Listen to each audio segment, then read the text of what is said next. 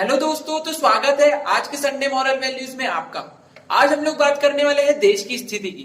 देश की स्थिति को तो देखकर ऐसा लगता है कि कोरोना महामारी की वजह से ना कि सिर्फ हमारे देश पर बल्कि कई सारे देशों पर, कई सारे राष्ट्रों पर कई सारी समस्याएं और कई सारे संकट आ पड़े हैं।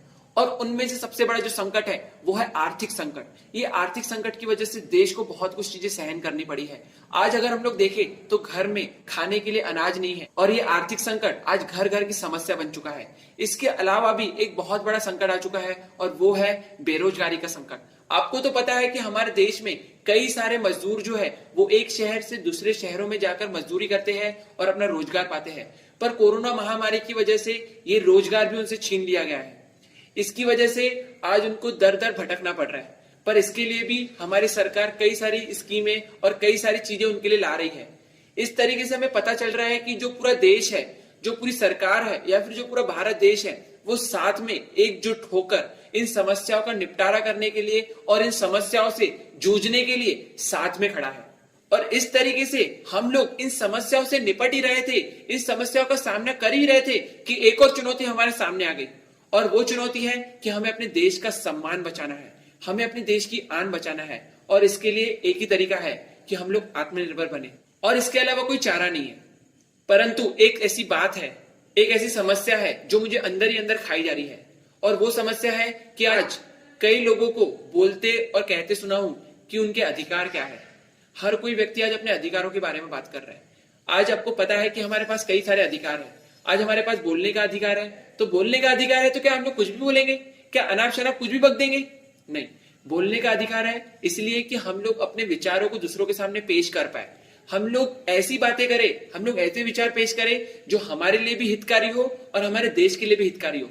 पर आज देख रहे हैं कि हम लोग इस आजादी का, इस अधिकार का भी लोगों ने गलत फायदा उठा के रखा है। उसके बाद अधिकारों के नाम पर लोगों को सभी चीजें मुफ्त में चाहिए। उसे अनाज भी मुफ्त में चाहिए, उसे पैसे भी मुफ्त में चाहिए बिना कोई काम किए। उसके बाद उसे इलाज भी मुफ्त में चाहिए। इस तरीके से उसे बिजली भी मुफ्त में चाहिए तो उसे पानी भी मुफ्त में चाहिए। इस तरीके से अधिकारों के नाम पर आज मुफ्तखोरी चल रही है। आज सभी चीजें लोगों को मुफ्त में चाहिए, फ्री चाहिए, फ्री फ्री फ्री। इससे कुछ नहीं होने वाला। हमें याद रखना है कि हमारे कर्तव्य क्या है। आज हर कोई व्यक्ति अपने अधिकारों की बात करता है, पर कोई व्यक्ति अपने उत्तरदायित्व की और अपने कर्तव्यों की बात नहीं करता है, अपनी जिम्मेदारियों की बात नहीं करता है। पर हमें अपनी जिम्मेदारियों को, अपने कर्तव्यों को समझना पड़ेगा। और हमें यह नहीं सोचना चाहिए कि देश ने हमारे लिए क्या किया, देश ने हमें क्या दिया, हमने देश को क्या दिया, हमने देश के लिए क्या किया, ये हमें सोचना है। और आपको तो पता ही है कि कोई भी देश जो महान बनता है वो उस देश में रहने वाले नागरिकों की वजह से ही महान बनता है। और वो नागरिक जब तक महान नहीं बनेंगे और जब तक वो नागरिक अपने कर्तव्यों को नहीं समझेंगे, तब तक देश भी आगे नहीं बढ़ने वाला है और तब तक देश भी महान नहीं बनने वाला है। इसके लिए सबसे बड़ी चीज है कि हम लोग ये जाने कि हमारे कर्तव्य क्या है, आखिर हम लोग देश के लिए क्या कर सकते हैं, आखिर हमें देश के लिए क्या करना है। तो आज मैं आपको बताने वाला हूं कि हमारे कर्तव्य क्या है इस देश के प्रति, हमारे परिवार के प्रति, हमारे समाज के प्रति क्या हमारे कर्तव्य है। तो सबसे पहला जो हमारा कर्तव्य है वो ये है कि इस देश के संविधान यानी कि कॉन्स्टिट्यूशन का सम्मान करना, यानी कि उसका आदर करना। और साथ ही इन कॉन्स्टिट्यूशन का आदर करने के साथ साथ हमें अपने राष्ट्रीय ध्वज और हमें अपने राष्ट्रीय गीत का भी सम्मान करना चाहिए। जब कभी आपको राष्ट्रीय गीत सुनाई दे तो कृपया वहीं पर शांत खड़े होकर अपने राष्ट्र ध्वज का सम्मान करें, अपने राष्ट्र गीत का सम्मान करें।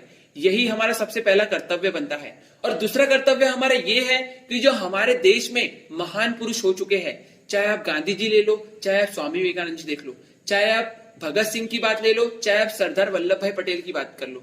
इस तरीके से जो कई सारे महान पुरुष हमारे देश में हुए हैं जिन्होंने अपना सर्वस्व इस देश को स्वतंत्रता दिलाने के लिए अपना बलिदान कर दिया, ऐसे महान पुरुषों के जो आइडियल्स है, ऐसे महान पुरुषों के जो सिद्धांत है, ऐसे महान पुरुषों के जो आदर्श है, उनको हमें अपनाना चाहिए, उनको हमें फॉलो करना चाहिए। इसी तरीके से ये हमारा दूसरा कर्तव्य होता है। एक और चीज मैं आपको बताना चाहता हूं कि जो हमारे गांधी जी है, हमारे जो स्वामी विवेकानंद जी है, हमारे जो भगत सिंह है, ये हमारे देश के युवा थे। क्या युवा? ये तो बूढ़े थे? नहीं, ये हमारे देश के युवा थे।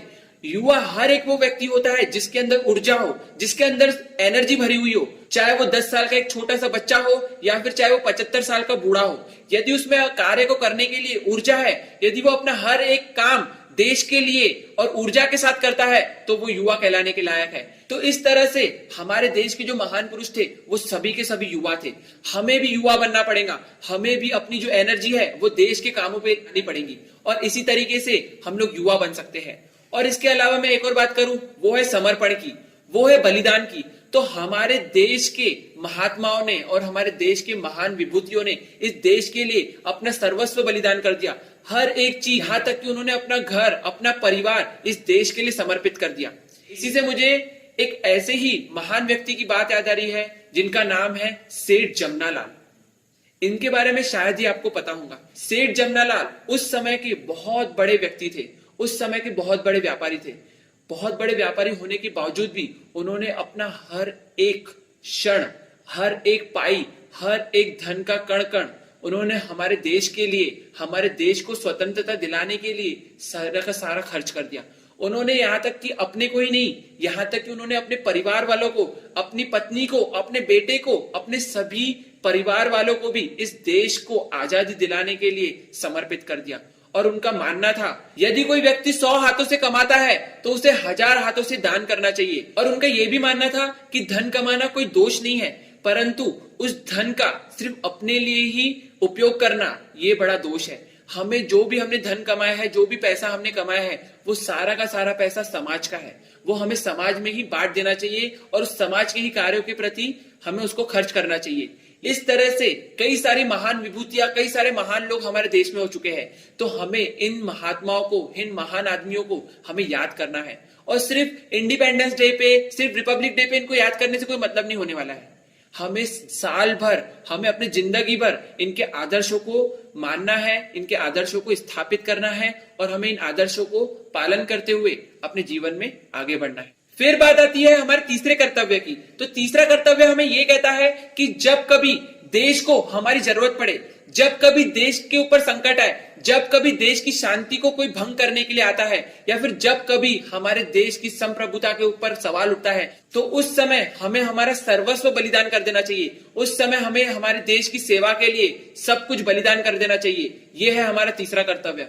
उसके बाद हमारा चौथा कर्तव्य आता है और वो चौथा कर्तव्य ये है कि हमारे जो देश की संस्कृति है, जो पुरानी संस्कृति हमारे देश की है, जिसकी वजह से हमारे हर एक घर में महात्मा और महान विभूतियां पैदा होती थी, उस संस्कृति को हमें संरक्षण करना है, उस संस्कृति को हमें बचाना है। क्योंकि आपको मैं पहले भी एक चीज बता चुका हूं कि जिस व्यक्ति ने, जिस देश ने अपनी संस्कृति को भूल गया, वो देश कभी महान नहीं बन सकता है। तो अगर हमें फिर से अपने देश को महान बनाना है तो हमें अपनी संस्कृति को फिर से लौटाना पड़ेगा, अपनी संस्कृति को फिर से जगाना पड़ेगा और सभी युवकों को उस संस्कृति के प्रति परिचित करना पड़ेगा। तो ये था हमारा चौथा कर्तव्य। और इसके बाद आता है हमारा चौथा कर्तव्य। तो हमारा चौथा कर्तव्य ये है कि हमारे देश की जो जनता है, हमारे देश के जो लोग हैं, उन सभी को हम अपना भाई माने, उन सभी को हम अपनी बहन माने। इस तरीके से हमारा चौथा कर्तव्य होता है। और इसके साथ मैं आपको एक और चीज कहना चाहूंगा कि हमें बिना जात पात, बिना धर्म, बिना पंथ, बिना भाषा के हमें सभी के साथ भाईचारा रखना चाहिए। सभी को अपना साथी समझकर उनके साथ हमें आगे बढ़ना चाहिए और उन्हें भी आगे बढ़ाने का प्रयत्न करना चाहिए। इसके साथ साथ हमें एक और चीज करनी पड़ेगी कि हमारे देश की जो महिलाएं हैं, हमारे देश की जो वुमेन्स है, उनका हमें सम्मान करना पड़ेगा। क्योंकि आने वाली जो सदी है वो नारी सदी होने वाली है। इसके लिए हमें इस चीज का भी ध्यान रखना है कि हमारे जो देश की महिलाएं हैं उनका हम लोग सम्मान करें, उनका हम लोग आदर करें। और हमारा छठा कर्तव्य ये है कि हम लोग अपने प्रकृति का संरक्षण करें। आज व्यक्ति जो है प्रकृति के प्रति बहुत ही नासमझ हो बैठा है। वो भौतिक प्रगति तो करना चाहता है, पर वो प्रकृति को ध्यान में रखकर अपनी भौतिक प्रगति नहीं कर रहा है। वो भौतिक प्रगति में प्रकृति को पीछे छोड़ते जा रहा है।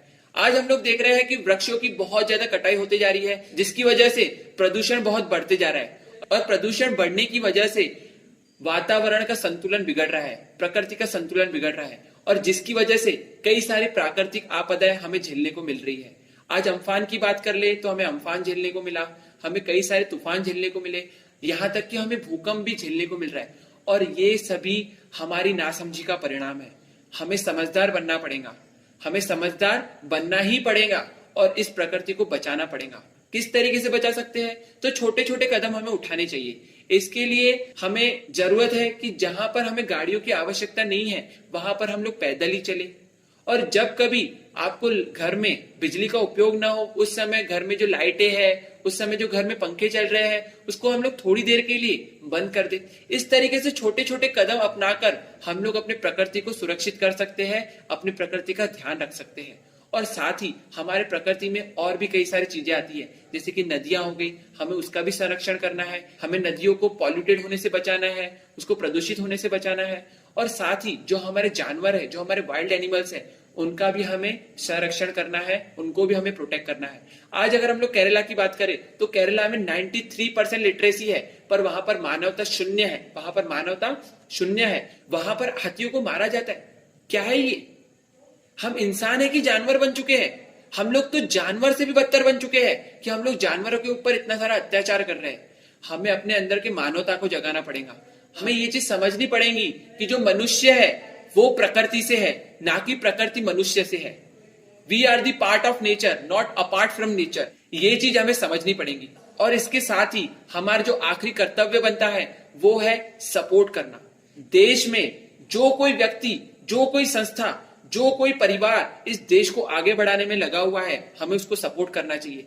हमारे देश में तो वैसे कई सारी समस्याएं हैं, तो कोई ना कोई व्यक्ति उन समस्याओं का निपटारा करने के लिए, उन समस्याओं से हल पाने के लिए वो आगे बढ़ रहा है। तो हमें ऐसे लोगों का सपोर्ट करना चाहिए, हमें ऐसे लोगों को सहयोग देना चाहिए। तो इस तरह से जो कोई व्यक्ति इस देश के लिए अच्छा करना चाहता है, देश के लिए भला करना चाहता है, आप उसका सपोर्ट कीजिए, आप उसके साथ खड़े रहिए। और जब आप उसके साथ खड़े रहोगे तब वो बहुत जल्दी इन समस्याओं का समाधान कर पाएगा। इसी के साथ मैं आशा करता हूं कि हम लोग देश के प्रति अपने कर्तव्यों को समझेंगे और अपने कर्तव्यों का सही तरीके से पालन करेंगे और सही तरीके से निर्वाह करते हुए इस देश को फिर से एक महान देश बना पाएंगे। और यदि आपको लगता है कि सभी लोगों को अपने कर्तव्यों के बारे में पता होना चाहिए और उनको ये पता होना चाहिए कि देश के प्रति उनके क्या कर्तव्य है, तो आप इस वीडियो को उन लोगों के साथ शेयर कीजिए। धन्यवाद।